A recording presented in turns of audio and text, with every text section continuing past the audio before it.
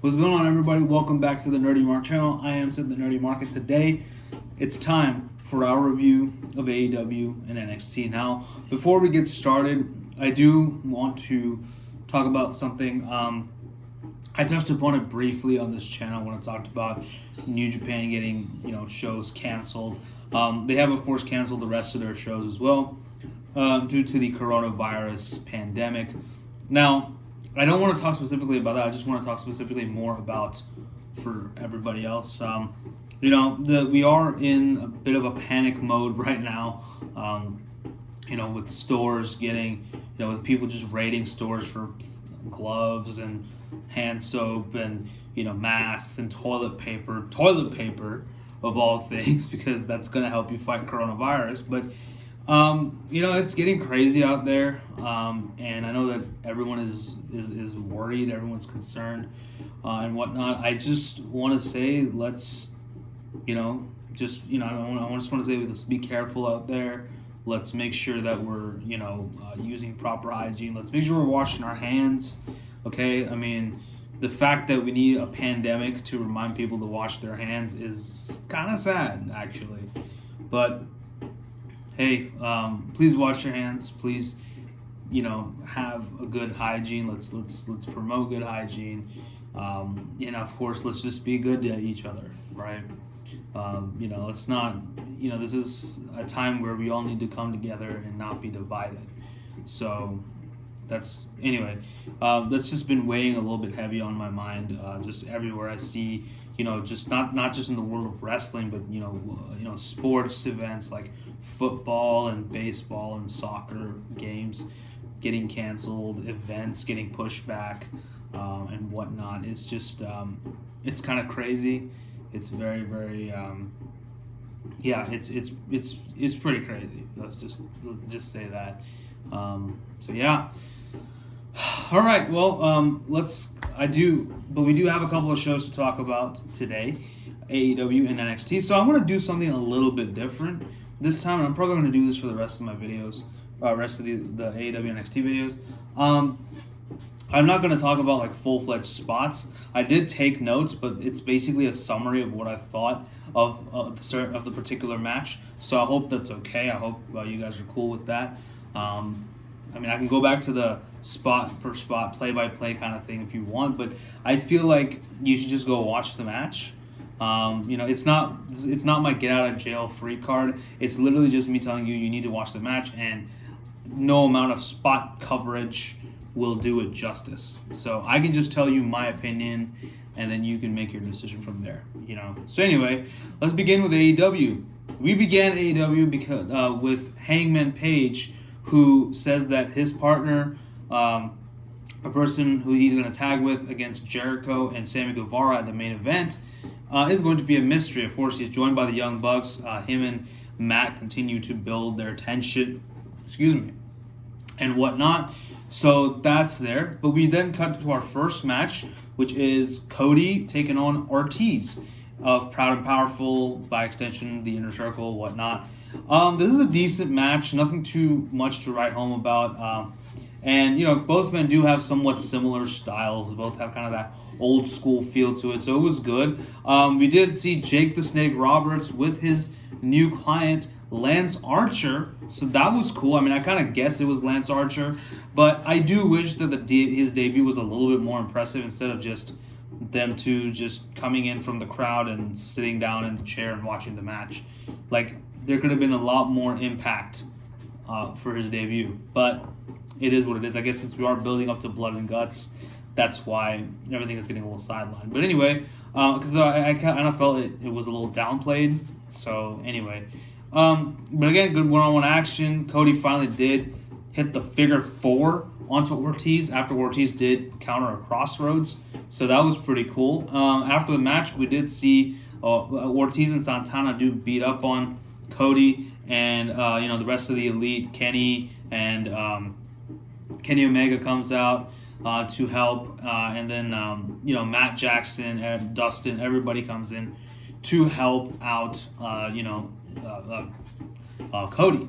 Then on the Titantron we see Jericho, Sammy, and Jake Hager, and they basically have beaten up Nick Jackson. Nick Jackson is basically, he has his head, he has a garage door slammed onto his head, so he suffered a head injury. And, obviously there's a big whole thing where he has to be rushed to the hospital. So it looks like the Elite is down one man. Who could fill in their spot? I have an idea. We'll talk about it a little bit later. But anyway, let's move on. We now get a women's tag team match with Nyla Rose and Bea Priestley, who we haven't seen in forever, taking on Kris Statlander and Hikaru Shida. Now, like I said, Bea Priestley, we haven't seen her in a while, but it was really good to see her, right? She's improved drastically since her match with Britt Baker. Technically sound match for the most part. Really like this one. I gotta tell you, man, the women's division in AEW, they are definitely listening to us. And I think the women's division is definitely improving. They're giving us quality matches. I mean, it still feels very much, it still feels very understaffed, if you will. But, they're still making do with what they have. So that's awesome. But, Shida then continues to show why she needs to be women's champion. Like, please and thank you. But then there's a phenomenal sequence between Rose and Shida. But finally, Rose hits the Beast Bomb to win the match. Afterwards, Bea Priestley attacks Nyla Rose, staking her claim for the AEW Women's title. That should be interesting. Are we seeing a Nyla Rose face turn? I don't think so, but I would love to see that match. Up next, we have a really good promo by Christopher Daniels. He cuts a Dark Order style promo with like the guy in the blazer and the turtleneck, that whole thing. It was really cool, and he basically says that there is no Exalted One and whatnot. So that's interesting. But I guess we are. But apparently later on we did learn that we are going to get the Exalted One is mostly going to show up next week. So that should be cool. I am excited to see who it is. All signs, obviously, like I said, are pointing to broken Matt Hardy, but I just want to wait and find out. So anyway, we then get our next match. It's another tag match. My God, I mean, when Matt and Nick Jackson said that they were going to put an emphasis on tag teams, I really didn't expect like half the card. Like literally, this is literally every match except for Cody versus Ortiz. This week was a tag team match of some form of fashion. So, I mean, they're definitely putting an emphasis on tag team matches. I mean, might as well just call it all elite tag team wrestling. Anyway, but we do have MJF teaming up with the Butcher, the Baker, and the Candlestick Maker to take on the Jurassic Express. MJF's theme has changed a little bit, has just been tweaked a little bit to add the "I'm better than you and you know it" in the beginning, and then the rest of his theme. So that's cool. That's a good addition to his theme. Really fun match here. Heels do get the upper hand when they attack Luchasaurus' leg for a while. Jungle Boy had an awesome hot tag and took out all three members. That was really cool. I really like the Jurassic Express, and I would love for them to eventually win the tag team titles. Them or Private Party, one of those guys, because I love both those teams.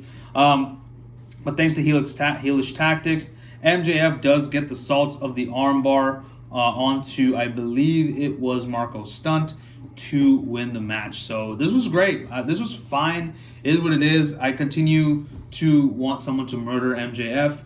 Good stuff there. That basically means he's doing a great job. So there's that. Moving on to Joey Janela and the Private Party taking on the newly formed Death Triangle, Pac and the Lucha Bros. That's what they are.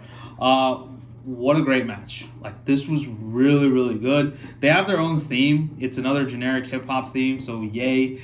Fantastic match here. Pentagon has a Venom themed mask, so is Pentagon the Johnny Gargano of AEW? I don't know. But all six men, they leave it all out there in the ring. Like, this was good stuff. Private Party, fantastic. Lucha Bros, amazing. Pac, devastating as always. Joey Janela is God. I just loved it. It was great offense throughout. Finally, the Death Triangle do pick up the win. They hit a Cero Miedo Black Arrow combination to win, and finally, they all three members of Death Triangle lock in submissions on the opposing team, and then the announcers say, "This is the Death Triangle." So I guess that's what's going that's what the death triangle is. It's a triple submission move on all their opponents. That's cool, actually. I kind of like it. Of course, the Best Friends and Orange Cassidy come in to make the save, so looks like that program is going to continue to advance. We all know those guys we all know Orange Cassidy and Best Friends are losing, so I mean it is going to be, but it's going to be a good match though. So that's there. And then we have JR interviewing Jon Moxley. Moxley is pissed that he's not able to enter the ring. He's not able to be in the vicinity of Chris Jericho, whatnot. And yeah, I mean it's great. I love this promo from Jon Moxley. It was fantastic. And I do think since Nick Jackson is out of action and Moxley said he is going to be there at Blood and Guts, I do feel like Moxley will replace Nick Jackson, and I would be totally fine with it.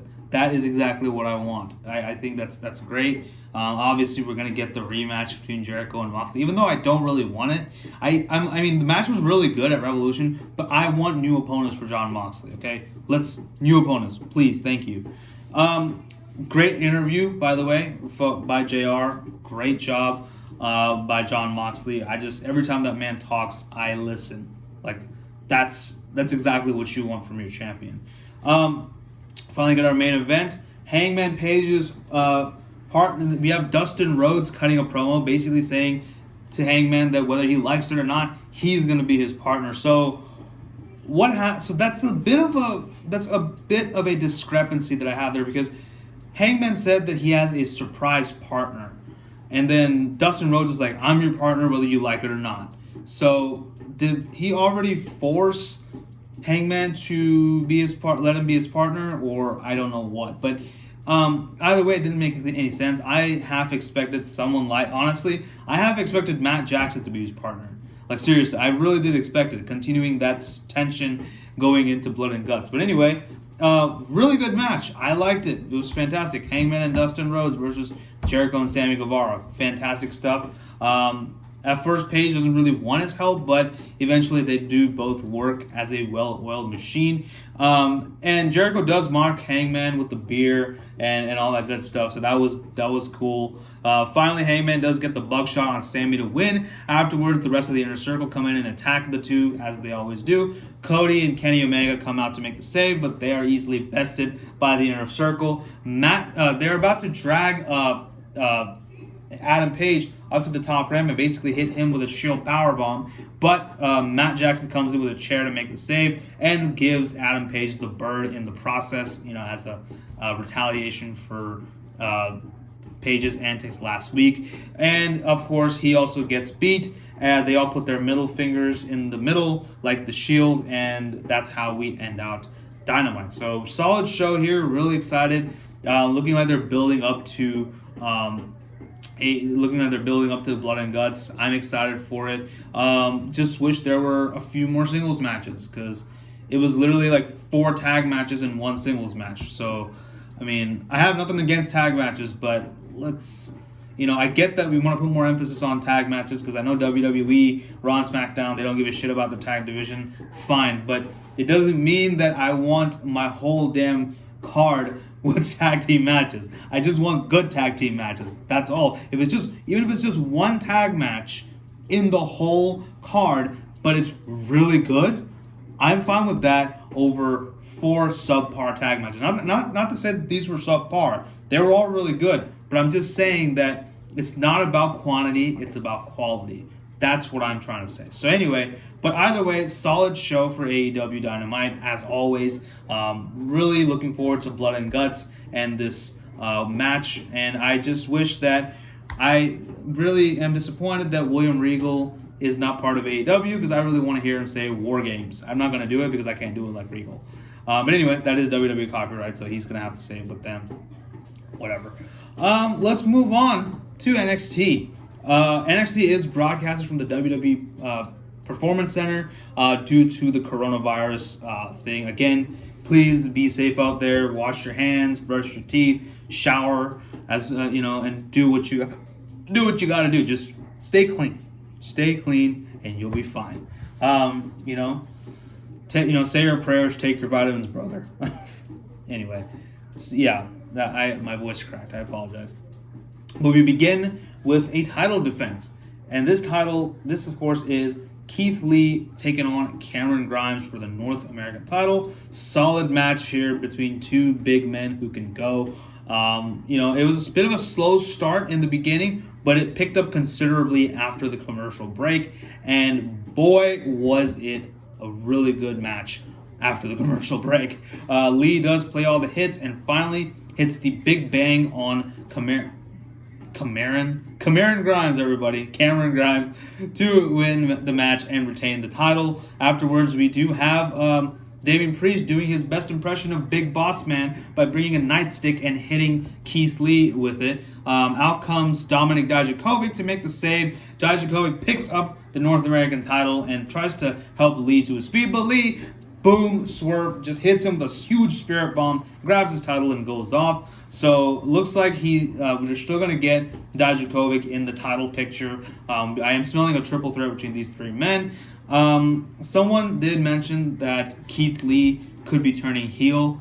I don't see that happening. I mean, I know that NXT operates a little bit different than the main roster in the sense that whether you're heel or face, if you're good, you're cheered. I get it, but Keith Lee is so over. If you make him turn on the crowd, I don't think it's gonna work. Like, you need to just keep him as a babyface. Just keep him as a babyface, man. Keith Lee is awesome. Don't turn him heel, please. I actually want him to stay face for a while, forever.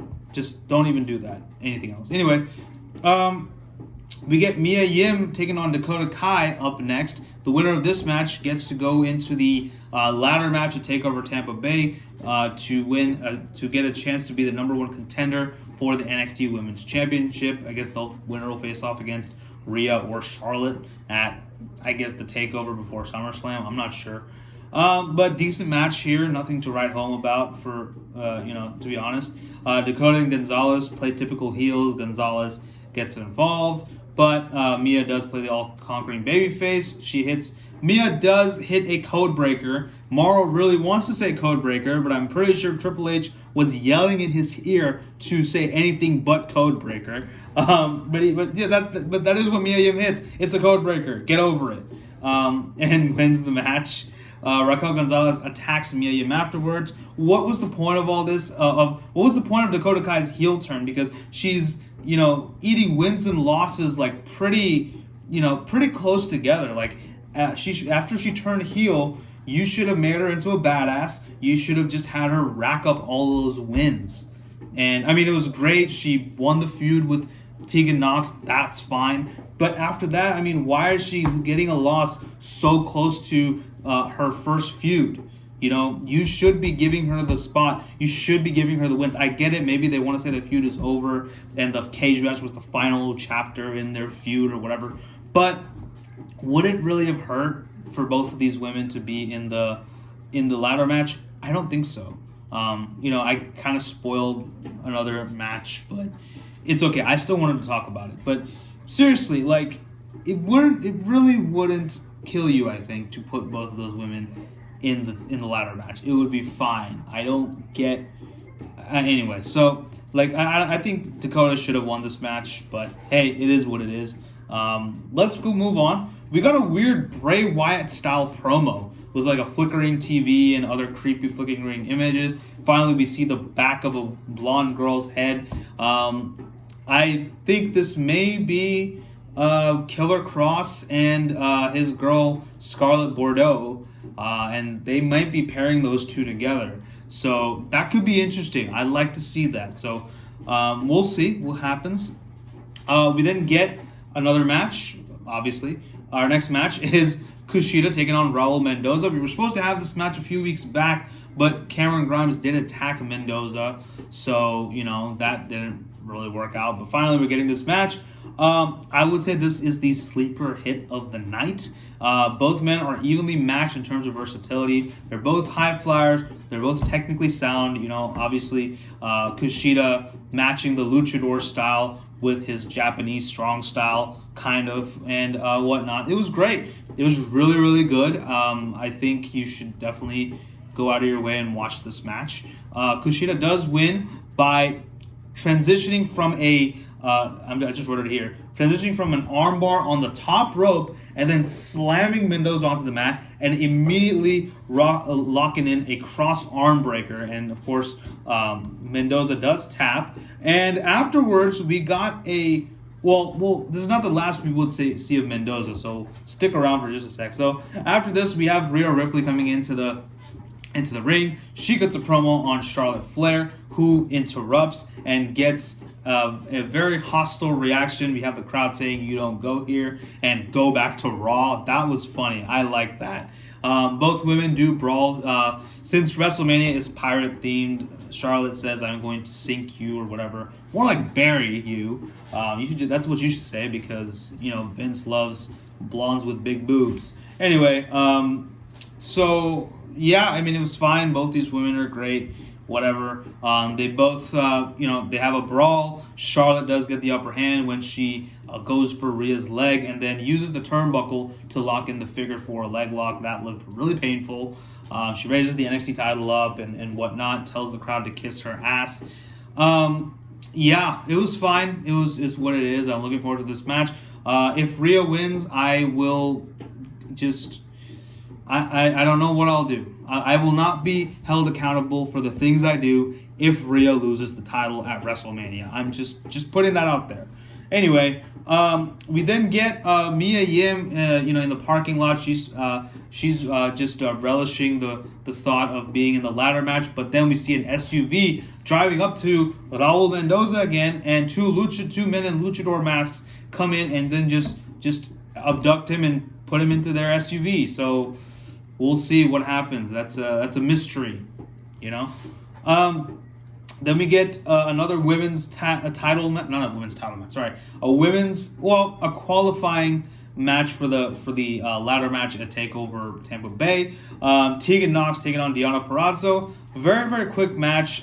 Tegan Nox's shoulder is injured, so Deonna tried to go for that. Even locked in a Fujiwara armbar for that. But finally, Nox hits the Chinese Wizard to win. So she goes in. Again, what is so wrong with giving Dakota Kai the win there? Like, she should have won that match. Like, it's okay to give them one more interaction in the ladder match. Like, it's fine. Nothing is going to happen. We're not going to feel bad that, you gave that we're getting this interaction again. Like, though it makes sense. Like, it would make more sense. Like, let those two... because Dakota Kai, she needs to be on a winning streak. I don't know why they're making her lose, so closely to her wins. Like, I don't understand.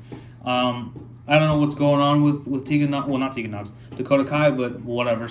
But Tegan Nox, congratulations, she's in the mix. I wonder who the other 3 women will be. We'll find out probably in the weeks to come. So we then finally get our main event. It is another tag. It's a match for the NXT Tag Team titles. We have the Undisputed Era once again trying for those titles by taking on the BroserWeights. And before the match even started, the Era did make their entrance, but we got the familiar purple lighting. Velveteen Dream is up on the little, perch, and he basically says that it was never about Roderick Strong. He used Roderick Strong to get to Adam Cole. He even produces the tights that he wore. He said they're just a pair of tights with faces on it, okay? So you chill, right? Basically. So, yeah, it was just to get it was just to get to Adam Cole. I don't know why he could have just attacked Adam Cole and put Britt Baker's face on his tights, but whatever. I mean, but then again, that's AEW. She's an AEW and whatnot. We did have a promo from Britt Baker. That was good. And Big Swole was there, and they both mentioned each other's significant others, so that was cool. Going back to AEW for just a sec. But anyway, so Cole will be the longest reigning NXT champion as of next week, so he's going to throw a big celebration. Dream is definitely not going to make it. He's definitely not going to be there. He's definitely not going to interrupt, so... He's definitely not going to get a match for the NXT title. So, anyway, but just for that promo, that Dream cut, I think he needs to win this match. He needs to take the title off of Cole just because of that promo. Anyway, but this was an awesome match. I loved every single bit of it. Very entertaining to both teams. are fantastic, technically sound, everything that you want in this team, in this thing. I would say this was even better than their match at Portland, just for the sheer reason that Pete Dunne pulled an Eddie Guerrero. So Pete Dunne is, Matt Riddle does a moonsault off of Pete Dunne, or a suicide off of Pete Dunne, takes on all 4 Arrow guys, and they both drag in Strong and Adam Cole, and Pete Dunne, Adam Cole gets up and Pete Dunne just falls to the ground and he's holding his head in pain. And Matt Riddle's like, oh, I saw the whole thing. Adam Cole super kicked Pete Dunne and all that good stuff. That was awesome. That was entertaining. And, of course, the referee ejected Strong and Cole out of the ring. Finally, the match ends when Grizzled Young Veterans do make an appearance. They try to disrupt the match, but is quickly taken out when Matt Riddle throws Bobby Fish over the top rope and takes those 2 men out. Finally, Matt Riddle and Pete Dunne hit a combination bro to sleep and knee and kick strike thing from Pete Dunne to retain the tag team titles. Excuse me. Really, really awesome match. Very much enjoyed this one. Then we end out NXT though with Tommaso Ciampa in the ring. He cuts a promo on Johnny, who appears on the screen. He kind of knows where he is. He's in like a little conference room. Ciampa makes his way into the conference room. They both start beating each other up. And it obviously leads it goes into the medical area. Then it goes to the gym. Then they finally make their way into the ring. They brawl for a little bit. They both are getting up on the perch. Both men want to throw each other off the perch. But finally, Ciampa hits a huge air. Well, before that, Gargano did put Ciampa in a Gargano escape for a little bit. That didn't work. Ciampa then finally grabs Johnny and hits a huge air raid crash onto the announce table. And that's how we end NXT. Very, very solid show. And I would say that NXT was just a little bit better than AEW this week. I think we had a bit more variety in terms of matches. We had women's matches, we had tag matches, singles matches. So that was good. I think they had a little, well, technically it was the polar opposite of AEW because there was like one tag match and like 4 or 5 singles matches. But see, here's the thing. There was a couple of women's matches, a couple of singles matches, some promos peppered in. Like, I think there was just a little bit more variety this time on NXT, and I like variety, so I thought this was a little bit better. But AEW, solid show as well, not gonna lie. But they are building up towards a Blood and Guts. It's not even a pay-per-view, it's just an event, like Bash at the Beach. So, but it's cool though. I liked it. I like it. I'm excited for Blood and Guts, so they did their job. As far as my favorite matches of the night, for me, from AEW, I'm going to first give it to Nyla, Rose, and B. Priestley versus Kris Statlander and Hikaru Shida. Very good match. Really liked it. Joey Janela and Private Party versus Death Triangle. Another solid match.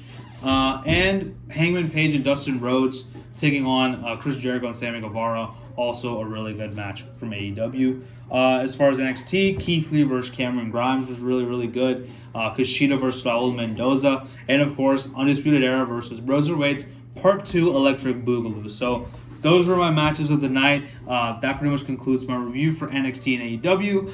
Let me know what you guys thought about both shows in the comment section below. And, of course, as always, don't forget to like, share, subscribe, follow me on social media, and tell your friends about the nerdy mark. Thank you all for continuing to watch. And until next time, this is Sid signing off. This time I really mean it.